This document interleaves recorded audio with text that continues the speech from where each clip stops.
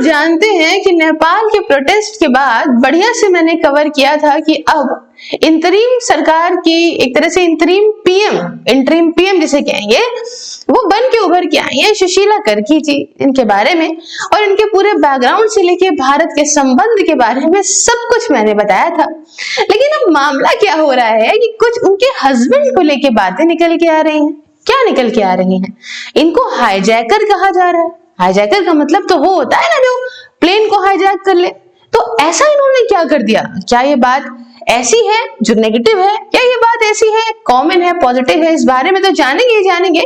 साथ ही दोस्तों, ये एक चेहरा जो कि नेपाल के मतलब पूरे प्रोटेस्ट में सबसे प्रमुख चेहरे के तौर पे आया था, नाम है बीरेंद्र शाह जी। ये मेयर हैं और नेपाल के अंदर। और आखिरकार ऐसा क्या हुआ कि सभी जेनजी को डायरेक्ट करने वाले ये खुद ही इंटरिम पीएम की इन्होंने कुर्सी ना लेकर सुशीला कर्की जी का नाम सामने रखा। आइए इन दोनों ही एक इंपॉर्टेंट सवालों को आपके सामने डिस्कस करती हूँ। नमस्कार साथियों, स्वागत है आप सभी का मेरे चैनल सिर्फ IAS पे, और मैं प्रसन्ना वर्मा आपको डिटेल इसकी बात बताऊंगी।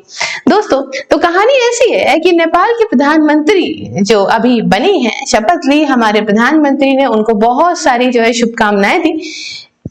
इनका नाम है सुशीला कर्की जी और इनके बारे में मैंने पूरी बातें बताई। लेकिन इनके हस्बैंड का इन्वॉल्वमेंट कुछ 1973 की एक प्लेन हाईजैकिंग से कहा जा रहा है।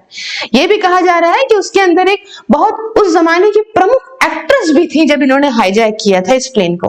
तो ये क्या कहानी है? और ये कुछ तस्वीरें भी निकल के आ रही हैं। आज तो खैर इनकी उम्र अच्छी खासी है, उस समय तो मात्र 27 साल के नौजवान युवा थे जब इन्होंने इस कर्मकांड को कर दिखाया था। तो आइए मैं आपको बताती हूँ क्या है ना। एक स्लाइड बीच में दूसरी आ गई थी, तो बात सुनते हैं। कहानी है 10 जून 1973 की, 1973 की, जब एक Royal Nepal Airlines de Havilland Canada DHC-6 Twin Otter aircraft, जिसकी तस्वीर मैंने आपको यहाँ पे दिखाई, ये आप देख सकते हैं, ठीक है। ये उड़ रहा था फ्रॉम विराटनगर से काठमांडू में, ठीक है। हुआ क्या कि इसमें करीब 22 पैसेंजर थे उस समय, 22 पैसेंजर्स ऑन बोर्ड थे, जिसमें कि 19 पैसेंजर्स थे और 3 क्रू के मेंबर्स थे। इनमें से एक बॉलीवुड एक्ट्रेस भी थी, नाम था माला सिन्हा जी। माला सिन्हा जी ये हैं, आप देख सकते हैं, बहुत फेमस थी, ठीक है। तो हाईजैकर्स की बात करें तो भाई साहब, यहाँ पे हाईजैक कैरी करा गया 3 नौजवान लोगों के द्वारा। मैं इतना हंस के क्यों बता रही हूँ? हाईजैक तो एक ऐसी घटना है ना जो बहुत नेगेटिव इम्पैक्ट डालेगी, लेकिन सुनिए, पूरी कहानी सुनिए। तो क्या होता है कि मेंबर्स यहाँ नेपाली कांग्रेस के 3 नौजवान जो है लोग, नाम था दुर्गा प्रसाद सुवेदी, नगेंद्र प्रसाद दुनगेर और बसंत भट्टराय जी। तो क्या होता है, इनका उद्देश्य क्या होता है? उद्देश्य क्या होता है कि हम हाईजैक जो करेंगे तो हाईजैक इसलिए नहीं कि जो है हमारी मांगे पूरी करो तो गोली मार देंगे तो मार देंगे, और हमारा जो है वो ये बंदा आपके यहाँ कैदी है उसको छोड़ दो, उसको छुड़ा दो, ऐसा कुछ नहीं। बट इसलिए ताकि पैसा उसमें जा रहा था और मोटा पैसा, वो पैसा ये ले लें। और वो पैसा जो है वो नेपाल राष्ट्र बैंक का जो उसमें उड़ के जा रहा था, करीब उस वक्त के 30 लाख रुपए बताए जा रहे हैं।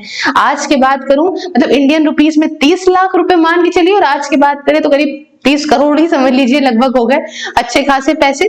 तो वो सब जा रहे थे, वो सरकारी फंड था और वो ट्रांसपोर्ट किया जा रहा था इस प्लेन के माध्यम से, विराटनगर से काठमांडू ले जाया जा रहा था। ये जो पैसा था वो इन्होंने क्यों ले लिया? अब आप कहेंगे अरे बात किसी को मारने की हो या पैसा निकाल लेने की हो, इसमें मुस्कुराने वाली क्या बात है, इतने हंस के बताने वाली क्या बात है? दोस्तों, ये पैसा जो लिया गया वो इसलिए इन लोगों के द्वारा लिया गया ताकि ये मदद कर सके। उस वक्त आर्म स्ट्रगल चल रहा था, ये अंडरग्राउंड कैंपेन एक रन हो रहा था नेपाली कांग्रेस जिसके मेंबर्स थे उनके द्वारा, against the monarchy under king Mahendra. आपको बताऊं, नेपाल के अंदर 2008 में फुल डेमोक्रेसी आई है, उसके पहले बहुत स्ट्रगल किया गया है नेपाल के द्वारा डेमोक्रेसी के लिए। और ये जो रूल चल रहा था राजाओं का, इसकी डिटेल से चर्चा मैंने आपको बहुत बढ़िया तरीके से लास्ट के जो सेशंस लिए हैं उनमें बताया भी है। तो उस समय ये इस मोनार्की के अगेंस्ट लड़ रहे थे। डेमोक्रेसी में इनका रोल बहुत अच्छा रहा है लाने में। तो उसमें चाहिए थी पैसे की जरूरत, और पैसा इन्होंने यहां से निकाला, सरकारी पैसा। नेपाली कांग्रेस ने उस वक्त अपोज करा था पार्टी लेस पंचायत सिस्टम को। उस समय मैं बताऊं, पार्टी लेस पंचायत सिस्टम आया था, मैंने सब कुछ में डिटेल से बताया है। तो उसको नेपाली कांग्रेस ने जो है वो अपोज करा था, और ये जो है जो पार्टी लेस पंचायत सिस्टम था, ये एक अथॉरिटेरियन रॉयल रिजीम था, इसको अपोज करने वाली थी नेपाली कांग्रेस। और यही सारा कुछ जो कैंपेन चल रहा था उसको फंड करने के लिए, उसको पैसा प्रदान करने के लिए 30 लाख रुपए जो है वो इससे निकाले गए थे। अच्छा, हाईजैक कैसे किया गया? तो एक एयरबोर्न था, हाईजैकर ने दिखाया वेपन, है ना, पायलट को। अब तो खैर बहुत सेफ्टी हो गई है, लेकिन पहले तो ऐसे ही होते थे ना। वेपन दिखाया और फोर्स करा कि प्लेन बेटा लैंड करो, जल्दी लैंड करो फोर्ब्सगंज बिहार के अंदर, ठीक है, इंडिया में। हाँ, सोच रहे हैं। तो फोर्ब्सगंज में कई सारे अक्रम्पेंसेस वो वेट कर रहे थे, पहले से जमीन पे थे। हाँ ठीक है, यहाँ आएगा प्लेन, आएगा, ठीक है। तो हाईजैकर जो है वो 3 बॉक्सेस कैश के प्लेन से निकाल लेते हैं। उसके बाद कैश को हटा दिया जाता है और एयरक्राफ्ट को वापस से कहा जाता है तुम जाओ। देखो बात समझो, बिना किसी की जान के, माल के खतरे के अपनी चीजों को फंड करने के लिए यहाँ पे आप कुछ सोच सकते हैं कि हमारे यहाँ कैसे किया गया किसी टाइम पे किसी के द्वारा, ठीक है ना। तो बाकी सारे पैसेंजर्स अंदर ही थे, कोई भी पैसेंजर्स ना क्रू, किसी को कोई हार्म नहीं करा, उनको सिर्फ पैसा चाहिए था। अच्छा, उसके बाद क्या हुआ, लीगल कॉन्सिक्वेंसेस इनको लेके क्या हुआ? हाईजैकिंग के 1 साल के भीतर ही सारे लोग एक्सेप्ट नगेंद्र प्रसाद दुंगल जी को अरेस्ट कर लिया गया इंडिया के अंदर, और सुबेदी भट्टाराय और बाकी वगैरह को जेल भी हो गई। इनको करीब 2 साल जेल में रहना पड़ा और इनको रिलीज कर दिया गया था। करीब इंडिया की इमरजेंसी पीरियड उस समय इंदिरा गांधी के टाइम पे 1975-77 तक चला था, उस टाइम पे बेल पे दे दिया था, और बाकी बाद में ये नेपाल को भेज दिया गया था इनको बिफोर 1980 के रेफरेंडम में, ठीक है।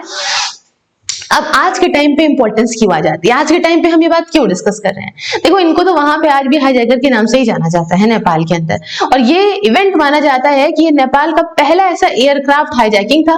काफी हाई प्रोफाइल एक्ट था देश की प्रो डेमोक्रेसी मूवमेंट के लिए, क्योंकि हम देखते हैं सुशीला करकी जी आज बन गई है इंटरिम पीएम नेपाल की, तो माना गया है कि उनके पति के बारे में चर्चा होना तो जाहिर सी बात थी।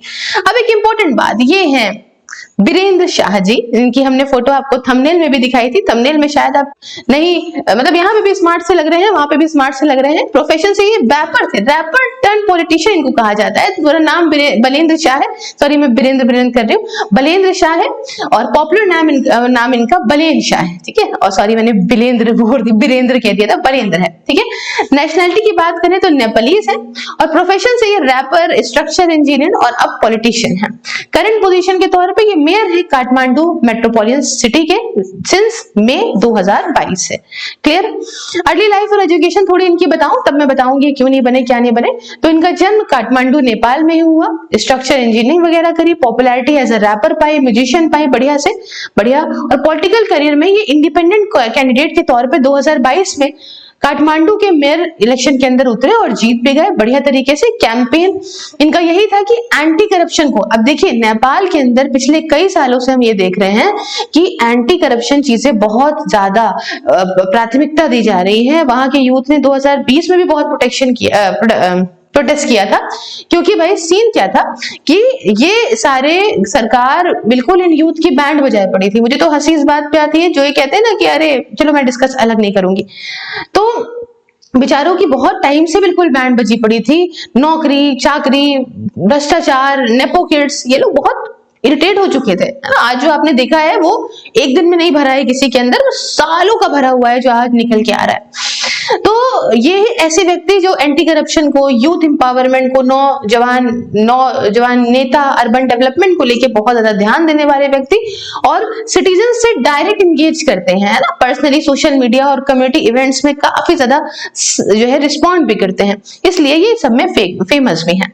ठीक है, अब एक मुद्दे की कहानी जो आती है वो ये आती है कि आखिरकार इन्होंने क्यों नहीं इंटरिम पीएम बना। सबसे पहला पॉइंट समझिएगा कि कोई sitting mayor interim PM Nepal के संविधान के हिसाब से ऐसे नहीं बन सकता। दूसरी बात क्या है कि इनका गोल बड़ा है। इंटरिम पीएम का काम क्या है कि आगे आने वाले बहुत ही कंस्ट्रेंट पावर है।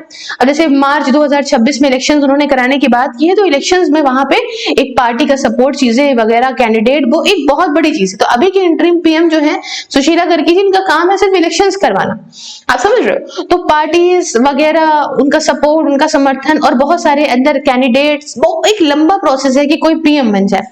इनका गोल क्या है? इनका गोल, अभी देखिए ये काठमांडू के अंदर फेमस है, ठीक है। इनका गोल है पूरे नेपाल के अंदर चीजों में बदलाव लाना, और जो ये चाहते हैं, जिस प्रकार से नेपाल को देखना चाहते हैं, आगे बढ़ाना चाहते हैं, उस प्रकार से नेपाल को आगे बढ़ाना। अगर मान लीजिए इधर जो जरा सा वक्त बचा है, इसके दौरान अगर ये बन भी जाते हैं इंटरिम पीएम किसी प्रकार से, और अगर बहुत अच्छा ना रिस्पॉन्स कर पाते, तो इनके आगे आने वाले टाइम में दिक्कत पैदा हो सकती थी। अब मैं इन पे इतना फोकस क्यों कर रही हूँ? क्योंकि आज आप जो जेंजी का प्रोटेस्ट देख रहे हैं, इनको पूरी तरीके से डील करने वाले यही है। इन्होंने ये कहा शांति से रहो, डिमांड पूरी होगी, एकदम से नहीं, मतलब अपने तरीके से बताया। 28 वर्ष तक लोग आए, सड़क पे आए, और हम नहीं आ सकते क्योंकि हमारा भाई एज इशू के चलते, इसलिए इन्होंने बहुत अच्छे से डायरेक्ट करा, शांति हमेशा बरकरार करने की बात करी, और हमने देखा भी कि किस प्रकार से चीजें हुई हैं। हालांकि हर पूरे कमेंट सेक्शन में मेरे ये भरा पड़ा रहा कि आग वगैरह हम लोगों ने नहीं लगाई, बीच में कौन सा व्यक्ति कहां से आ गया जिसने ये चीजें करी। इन लोगों ने तो बाद में झाड़ू पोछा सब कुछ करके आए थे। बहरहाल बात ऐसी है, मैंने आपको बताया कि ये क्यों नहीं हुए। अब बाकी आप अगर नेपाल से वीडियो देख रहे हैं तो मुझे कमेंट में बताइए कि ये बात सही है ना, ये अपना पॉलिटिक्स में करियर बहुत आगे देखना चाहते हैं, आगे आने वाले वक्त में नेपाल की पूरी तरीके से चीजों को बदलाव करना चाहते हैं, उसके लिए प्रधानमंत्री की पोस्ट ज्यादा अच्छी रहेगी, जो कि हो सकता है आगे आने वाले वक्त में ये जीत लें। बाकी आपको लेक्चर कैसा लगा मुझे कमेंट में बताइएगा। साथ ही अगर आप ज्वाइन करना चाहते हैं मेरी वर्चुअल लाइब्रेरी को, तो मात्र 99 रुपए में, जाड़ा गर्मी हो या बरसात, घर बैठे किसी भी एग्जाम की तैयारी आप कहीं से भी कर सकते हैं। नंबर व्हाट्सएप और टेलीग्राम का तो दिया ही है, साथ में दोस्तों सभी सोशल मीडिया प्लेटफॉर्म के लिंक डिस्क्रिप्शन बॉक्स में। आप मुझे हर जगह फॉलो करिए इंक्लूडिंग व्हाट्सएप, और ज्वाइन बटन को प्रेस करके मेरी मेंबरशिप को ज्वाइन करके मेरे काम में भी मुझे सपोर्ट कर सकते हैं। मिलते हैं नेक्स्ट वीडियो में किसी नए और इंटरेस्टिंग टॉपिक के साथ। तब तक के लिए जय हिंद, जय भारत।